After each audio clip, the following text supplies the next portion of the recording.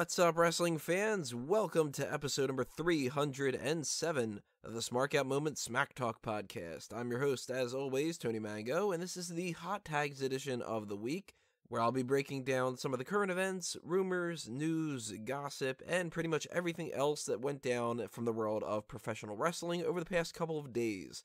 Before we get started, let me apologize about the microphone volume and the way that I sound, because first things first, totally sick right now. So my sinuses are crazy. That's why I sound like I'm talking as if somebody's pinching my nose. And the second thing is, I know that people have been talking recently about the whole idea that my microphone volume is a little bit low. Trying to figure out some different scenarios of how I can kind of fix that, and I'm not too sure exactly what works because everything on my end tends to sound okay originally, but I'm going to try something new here and see what happens if I bump the one microphone volume up and lower the other one, and, you know, we'll see what happens like that. But I know that happens more so on the episodes where it's myself and another person. So when we do our TLC predictions on the next video, then I'm going to try something else out here. But make sure you let me know in the comments below what you think about this volume, whether or not it's good, whether or not it's bad, better, worse, whatever the case may be like that. Just ignore the fact that I sound like garbage as far as like my nasally point of view goes and all that other stuff. That's not a microphone issue, that's a Tony issue. But also, leave your comments below of the topics that we're going to be talking about today, which there are a couple different ones that we need to address. And let's start things off with the thing that we've been talking about quite a bit recently, which is my thoughts on the most recent episode of WWE Story Time. And this one was Causing a Scene, episode 5, I think that's correct, from season 2. Not a good episode. Actually, this one is more standardized from what they've been doing with Story Time, where I thought it just sucked. I didn't think that this was good at all. The 4 stories, and I might as well ruin it for you because I don't think that people really watch Story Time, and if they do, they would watch the ones that I say that you should watch. The 4 stories were, now that, keep in mind, this is supposed to be Causing a Scene, so this should be one of the potentially best episodes because it's them being like roughhousing or them doing some kind of funny pranks or something like that. Nah. First thing is that The Rock threw a typewriter once, and that he used to throw eggs every once in a while with people standing in a line near his place. It's kind of just like, so there's this big heavy typewriter, and I like picked it up once and threw it. Oh, by the way, these other people used to be at this movie theater, and I threw eggs. The end. It's really awkward. Jake the Snake is in there again, where he's talking about how he put the snake in the shower and people didn't want to take showers. You got the entire story right there. He used to put the snake in the shower. Some people didn't want to take showers. The end of it. That's really like nothing else. Oh, and the snake like emits like a skunk-like smell. Jonathan Coachman, he has the best one. That's where he's talking about Big Show's weight and a bunch of people getting into a pool to guess what it was, and JBL winning. Mojo Rawley. First off, I don't think that that's really like causing a scene so much, but okay. And Mojo Rawley's is that he took a shit in a co-ed bathroom. So, this episode sucked. This was not a good episode whatsoever, and I do not recommend seeing it at all. Don't even waste your time. Let's talk about Jim Cornette. He flashed his penis at a crowd at Bruce Pritchard's show, where they were talking about Russo, and he whipped his dick out. So, in an age where people are posting the Me Too thing on Facebook, and we've got a lot of sexual harassment claims coming out about different people, from Andy Signore at Screen Junkies to the Harvey Weinstein thing. Jim Cornette felt it necessary to whip his dick out, and that's kind of ballsy, I guess you could say, pun intended. But I don't think that there's been much backlash to it, and I think that more backlash should probably be to the idea that we've seen Jim Cornette's penis. I haven't, thankfully. I wasn't at the show, and I'm not looking around for videos of it because I don't want to see it. So, hey, if you wanted to see Jim Cornette's dick, then go to Pritchard's show in the future. Maybe it'll happen again. The Cruiserweight Championship had a little bit of a change. They swapped out the purple strap for a black one, and I like that a lot better. I've said before, I don't like these multicolored straps, and I think that the black strap is something that should be for every title, including the Intercontinental. I think that should just be a black strap too. But at least with the white strap, it looks kind of decent. These purple and green, and well, they don't have green, but purple and blue and red, they don't work right. And I think that this looks a hell of a lot better.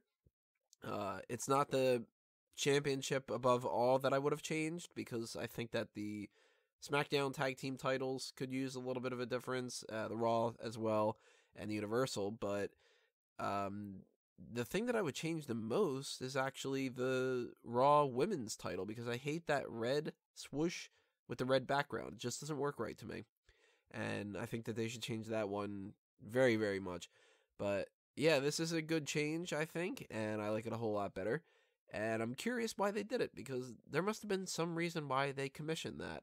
And I don't think it's necessarily Kalisto that did it. But if it is, then we might see it change back, because Enzo is probably going to win that title back again. We'll get to that more when we talk about our TLC predictions. But yeah, I like it. We have to talk about Kavita Devi. She has been officially signed to WWE now. She wrestled in the Mae Young Classic, and if you don't recognize her, she was the really tall, or at least seemingly tall, Indian woman, and that means that she is the first female Indian talent that WWE has ever signed. So congrats to Kavita Devi for that. I think that she showed a little bit of promise, and I'm actually interested to see where she goes from the future. And if she progresses well enough, I'd like to see her be brought into Jinder Mahal's stable. Kind of she and Mahal and the Singh brothers all together. I think that could be kind of cool. They would use a good representation of the women's division for that, but she is a long way away from that. She has to go through the preliminary NXT system and then NXT as well.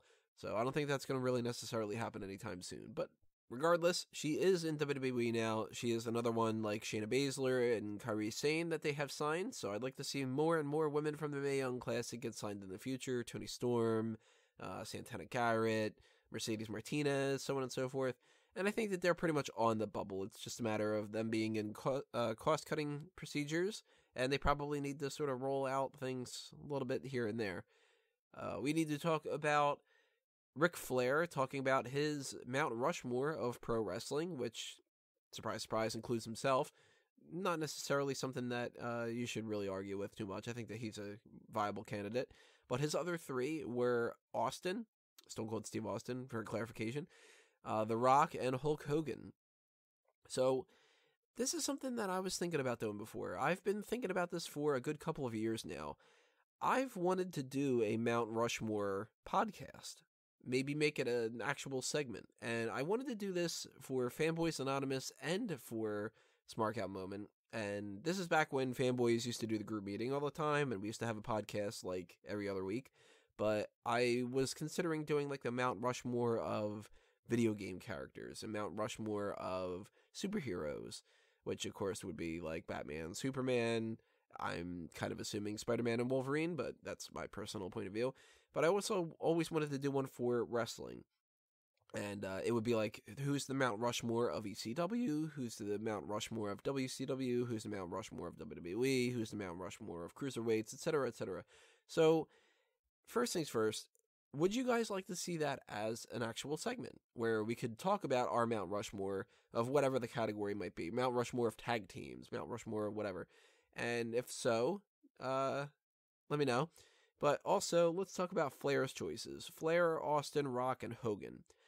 I think that there's an argument to be made for a couple of other people. And this is something I don't really want to go too in-depth for in case we do this in the future. But I think that Undertaker, Vince McMahon, Shawn Michaels, Bret Hart, John Cena at this point, Harley Race, Randy Savage, Andre the Giant. There's a lot of people. Ted DiBiase, Roddy Piper, that can be brought in the mix. But Flair, Austin, Rock, and Hogan, it's hard to kind of argue against that. That makes a lot of sense. And I think that The Rock is the only one that I would really possibly switch out of there in favor of somebody else.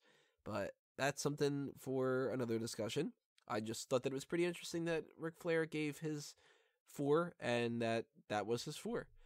So the last thing that we need to talk about here kind of works into them each other. It's that Neville has possibly quit WWE. He walked out on last week's Monday Night Raw before the Kalisto and Enzo Amore match, because that was apparently originally scheduled to be Neville against Enzo, and a non-title match where Enzo would have just either won or he would have lost to Neville and it would have been non-title, that kind of a thing. And there hasn't been confirmation that he's actually left WWE, but a lot of people have said that, yeah, he's gone. It's just a matter of a contract dispute at this point. But now there are also rumors that other people want out of their WWE contracts as well because they're not feeling like they're treated well. They kind of don't like their position in the company and the way that Cody Rhodes has been performing extremely well and making a lot of money. And Austin Aries says recently that he is going to be making more money over the next 6 weeks than he did in the last 4 months in WWE. A lot of people potentially thinking about leaving WWE and working the indie circuit, which is not good for WWE. But the idea that several talent could be interested in leaving makes us start to speculate. So I'm looking through the roster list right now, and I'm going to just spitball a couple names that make sense to me.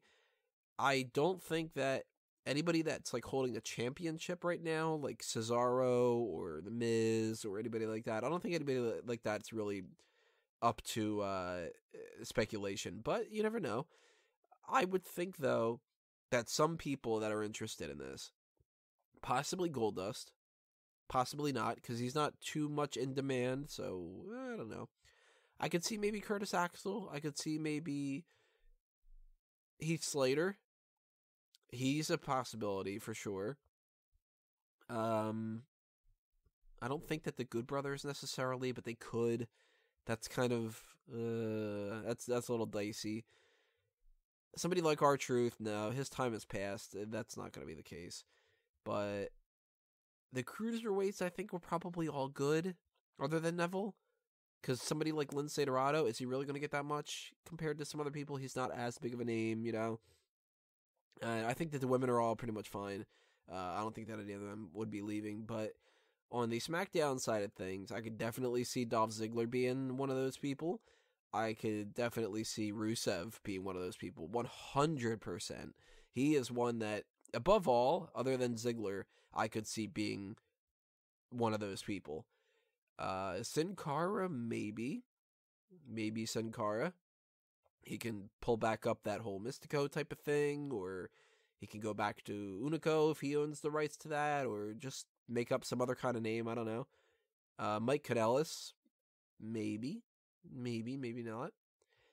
And I got to assume that that's probably it. Most other people I think would be probably safe. But I'm curious to know what you guys have to say about that.